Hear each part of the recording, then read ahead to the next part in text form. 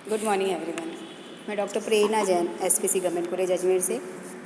Valuation of goodwill chapter हमने complete किया है, जिसमें हम ये देखते हैं कि बहुत सारी ऐसी परिस्थितियाँ होती हैं जिसमें व्यापार की ख्याति का हमें मूल्यांकन करना पड़ता है। तो बहुत सारे मेथड्स हमने देखे, चाहे वो सुपर प्रॉफिट मेथड है, चाहे वो फ्यूचर मेंटेनेबल प्रॉफिट बेस है हमारा, या कैपिटलाइजेशन ऑफ एवरेज प्रॉफिट, या capitalisation of super profit method है। और लास्ट में हमने देखा था कि एन्युटी मेथड से भी हम ख्याति का मूल्यांकन कर सकते हैं।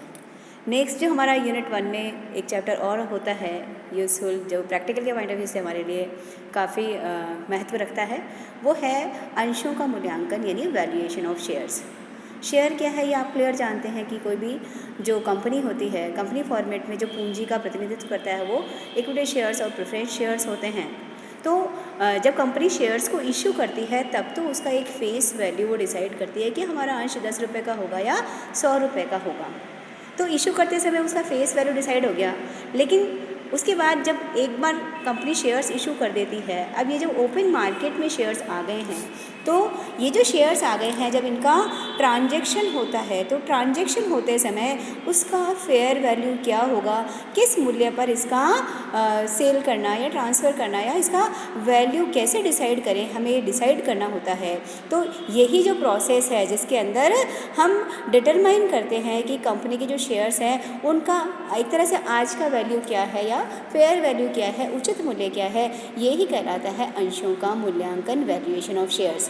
यानी हम ये कह सकते हैं कि एक शेयर की वैल्यू कैलकुलेट करना ताकि उस मूल्य पर अंशों को खरीदा जा सके, अंशों को बेचा जा सके, अंशों को हस्तांतरित किया जा सके। तो ये जो असेस करने की प्रोसेस है उसे वैल्यूएशन ऑफ शेयर्स कहा जाता है। वैल्यूएशन ऑफ शेयर्स जब आप करेंगे तो बहुत सारे फैक्टर हैं जो किसी भी कंपनी के अंशों के मूल्य को प्रभावित करते हैं, क्योंकि एक बार आपने इशू किया, उस समय तो कंपनी नई नई बनी है, तो वो फेस वैल्यू या जो भी कंपनी मूल्य बेसिकली डिसाइड करती है वो विद प्रीमियम हो सकता है, डिस्काउंटेड रेट आप देख चुके हैं, ये चीज़ मेथड्स हम देख चुके हैं फर्स्ट ईयर में जब हम बेसिक पढ़ते हैं चैप्टर। लेकिन अब जब वैल्यू हम डिसाइड करेंगे तो बहुत सारे फैक्टर्स होते हैं जो किसी भी कंपनी के अंशों के मूल्य को प्रभावित करते हैं। जिस तरह से नॉर्मली वही फैक्टर करीब करीब वहाँ पर आएंगे जो किसी भी कंपनी की ख्याति को प्रभावित करते हैं, क्योंकि जब ख्याति का वैल्यू ज़्यादा होगा डेफिनेटली, तो अगर गुडविल अच्छी है तो डेफिनेटली क्या होगा, उस कंपनी के समता अंशों का मूल्य भी अधिक होगा। यही क्योंकि normally value of goodwill and value of share दोनों ही कंपनी की फ्यूचर अर्निंग कैपेसिटी पर बेस रखता है। तो ऐसे में कंपनी का बिजनेस कैसा है, यानी नेचर ऑफ द बिजनेस कैसा है, या गवर्नमेंट की जो इकोनॉमिक पॉलिसीज है वो हमारे व्यापार पे प्रभाव डालती है या नहीं है, तो उसका भी प्रभाव पड़ेगा। इसी तरह से अंशों की मांग और पूर्ति में कितना गैप है। हमारी कंपनी के शेयर्स बहुत सारे लोग खरीदने के लिए इच्छुक हैं, लेकिन शेयर्स मार्केट में इतने अगर नहीं बिक रहे हैं, लोग होल्ड करके रखना चाहते हैं, तो ऐसे में उस चीज़ का भी अंशों के मूल्य पर प्रभाव करता है। आप कितना डिविडेंड पे करते आए थे, अगर आपका डिविडेंड पेइंग रेशियो ज़्यादा है, अच्छा है, तो लोगों में आपके प्रति एक तरह से उस कंपनी के प्रति विश्वास बनता है कि हाँ आप एक कांस्टेंट रेट से डिविडेंड पे कर रहे हैं या अच्छी रेट से डिविडेंड पे कर रहे हैं, तो लोगों का रुझान अपनी कंपनी की तरफ बढ़ता है। तो ऐसे में उस कंपनी के अंशों का मूल्य ज़्यादा होगा। इसी तरह से जो रिलेटेड शेयर्स हैं उनके यील्ड वैल्यू कितना है और हमारी रेट कितनी है, हमारी कंपनी की शुद्ध संपत्तियां कितनी हैं, वो बहुत ज़्यादा प्रभाव डालती है। क्योंकि आपकी बैलेंस शीट वजनदार होनी चाहिए। अगर बैलेंस शीट यानी एक तरह से नेट वर्थ आपकी अच्छी है तो डेफिनेटली उस कंपनी के अंशों का मूल्य अधिक होगा। हम डिविडेंड तो फिर भी कम देते हैं, लेकिन हमारी अर्निंग कैपेसिटी ज़्यादा है, हम रिटेंशन रेशियो ज़्यादा रखते हैं, हम प्रॉफिट्स को रिजर्व्स में रखने की पॉलिसी भी हमारे पास हो सकती है। तो मेन चीज़ होगी आपकी अर्निंग कैपेसिटी अगर बहुत अच्छी है तो भले ही आप डिविडेंड कम दीजिए, लेकिन फिर भी ऐसी कंपनी के अंशों का मूल्य ज़्यादा होता है। इसी तरह से आपके शेयर्स का कोट उद्धृत मूल्य स्टॉक एक्सचेंज पे अगर आप लिस्टेड हैं तो आपका कोट प्राइस क्या है, या आपने ओवर द ईयर्स बहुत सारे सालों में आपने कितना लाभ कमाया है, ये सारी की सारी चीज़ आपके अंशों के मूल्य को प्रभावित करती है।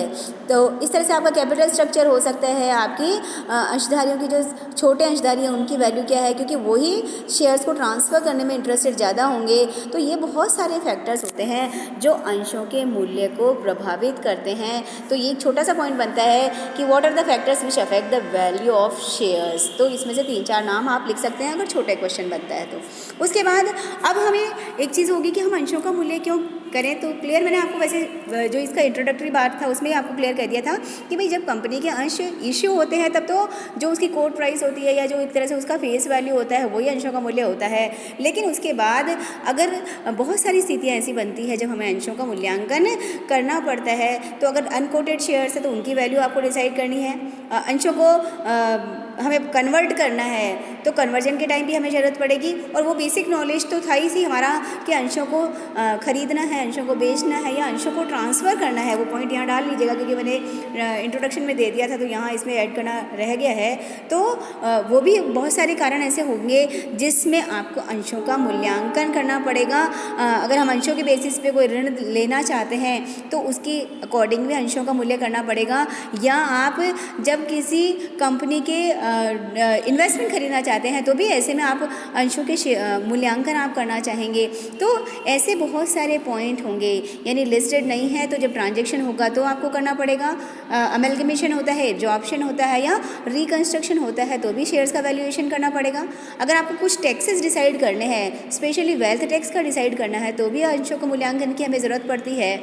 या किसी अंशधारी को, हाँ एक चीज़ और डाल लीजिए कि किसी अंशधारी को कई बार हमें कंपेंसेशन देना पड़ता है। गवर्नमेंट अगर किसी कंपनी का नेशनलाइजेशन कर देती है तो कंपनी के जो एग्जिस्टिंग शेयर होल्डर्स हैं उनको हमें कंपेंसेशन देना होगा। तो किस रेट से आप कंपेंसेशन देंगे, या कंपनी का लिक्विडेशन हो जाता है तो लिक्विडेशन के समय कितना प्राप्य वैल्यू होगा, रिसीवेबल कितना होगा, पे कितना करेंगे वो बात अलग है कि हमारी नेट एसेट कितनी है वो बात अलग है, लेकिन कितना पे करने की कैपेसिटी आपकी है। तो ऐसे में ये बहुत सारे फैक्टर्स हैं जो किसी भी कंपनी के अंशों के मूल्य को प्रभावित करेंगे। ठीक है, तो प्रभावित करेंगे। और कुछ कारण ये यहाँ इस स्लाइड में हम ये देख रहे हैं कि हमें वैल्यूएशन की आवश्यकता क्या होती है, हम अंशों के मूल्य का एक तरह से निर्धारण क्यों करना चाहते हैं। एक बात और भी है कि क्योंकि जो स्टॉक एक्सचेंज पे जो एक तरह अगर वो लिस्टेड शेयर्स हैं और उनका अगर वहाँ पे कोट होता है प्राइस, तो वो जो कोटेड प्राइसेस होते हैं वो कंपनी की संपत्तियाँ या कंपनी की जो अर्निंग कैपेसिटी है उसके बेस पर नहीं होते हैं, वरन जो स्टॉक एक्सचेंज पे जो कोटेड प्राइसेस होते हैं वो अंशों की पर्टिकुलर टाइम पे उसकी डिमांड, उसकी सप्लाई या एक तरह से मार्केट में क्या अफवाहें चल रही हैं, जो इन्वेस्टर्स हैं उनकी साइकोलॉजी क्या है, या जो एक तरह से ब्रोकर्स हैं उनका भी एक तरह से वहाँ पे उनका रोल होता है। तो ऐसे में स्टॉक एक्सचेंज के जो कोटेड प्राइस होते हैं, अगर आपको क्षतिपूर्ति के पॉइंट ऑफ व्यू से कैलकुलेशन करना है तो वहाँ पर उसको यूज़ नहीं किया जा सकता है। तो इस तरह से हमें यहाँ कुल मिला के हमें एक चीज़ 3 चीज़ पॉइंट छोटा पॉइंट होगा कि what do you mean by valuation of shares, एक मीनिंग वाला क्वेश्चन बन सकता है। दूसरा क्वेश्चन जो छोटा बनता है, इन तीनों पॉइंट पे छोटे क्वेश्चन ही नॉर्मली बनते हैं कि कौन से फैक्टर्स है जो अंशों के मूल्य को प्रभावित करते हैं। और तीसरा ये है कि हमें अंशों के वैल्यूएशन की क्या ज़रूरत पड़ती है।